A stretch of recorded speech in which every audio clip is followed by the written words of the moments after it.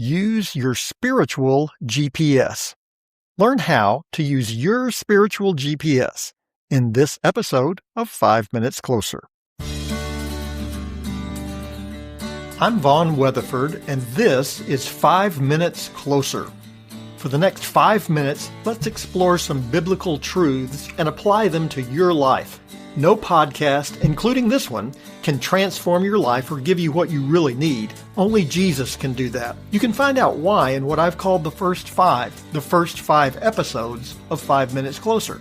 Each following episode explores scriptural truths that, if you follow them, will bring you 5 minutes closer to the person God created you to be. Let's see if we can get you 5 minutes closer. After attending a basketball game in downtown Kansas City, I consulted my GPS to figure out how to get back to the highway. I was out of luck. The buildings in the downtown area blocked the satellite signal, preventing my GPS from informing me where I needed to go. I had to resort to my own devices, rolling down the window and yelling, "Hey, how do you get to I-35? We often forget that as believers, we have a spiritual GPS that never loses signal. We just have to remember to use it. Here's how Paul describes it in Galatians chapter 5, verses 24 and 25. And those who belong to Christ have crucified the flesh with its passions and desires. If we live by the Spirit, let us also keep in step with the Spirit. We need to learn how to keep in step with the Spirit. After describing the fruits of the Spirit in verses 22 and 23, in verse 24 and 25, Paul explains how we can display those fruits in our lives. We do so by keeping in step with the Spirit. What does Paul mean? I can remember walking across a field with my grandfather. My mother had warned me about getting my shoes muddy. I was having difficulty achieving that goal. Every step I took, I sank in 2 or 3 inches of mud. My grandfather, however, was getting along just fine. He had heard what my mother said, too. We stopped and cleaned up my shoes, and he told me what to do. Walk in his steps. He knew where the rocks were in the field and how to avoid the mud puddles. All I had to do was follow behind him and put my feet where his feet had been. By walking in his steps, I got all the way across the field mud-free. That should be our goal in walking in the Spirit, to walk in his steps. The footprints are easy to see. First, look at the steps of Jesus. We can see in the life of Christ exactly how we are to live and respond in our life.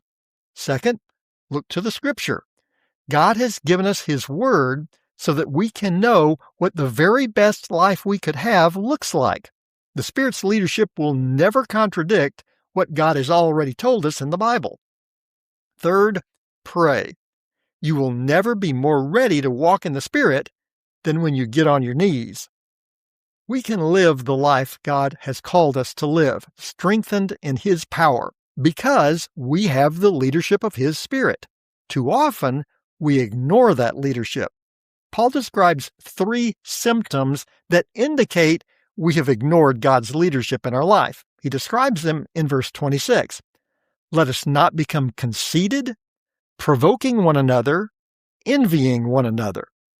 These 3 symptoms describe what happens when we fail to walk in the Spirit. First, conceit reveals we have placed our wisdom above God's wisdom. Provoking others reveals a spirit of defiance. Envy reveals that we don't trust God's provision. All 3 of the symptoms are clear signs that we are no longer in the steps of the Spirit. When you got mud all over your spiritual shoes, you know you took a wrong turn. I remember walking across another field with my grandfather. I wasn't worried. Hadn't rained in weeks. There wasn't a mud puddle in sight. I didn't think my grandfather was going fast enough, so I ran ahead on my own, free and clear of the grandfatherly restraints that were holding me back on this beautiful day. I didn't get my shoes muddy. I did, however, learn why people who raise cattle always look down when they walk. When we got back to the truck to clean off my shoes, not only dirty, but now extremely aromatic, my grandfather started to speak, but I beat him to it. I know, follow in your steps and I'll be fine. He let me clean my own shoes so I'd remember the next time. When tempted to get out of step with the Spirit, remember, steps outside of the Spirit's leadership never lead where you want to go. Keep in step with the Spirit, because now you're 5 minutes closer.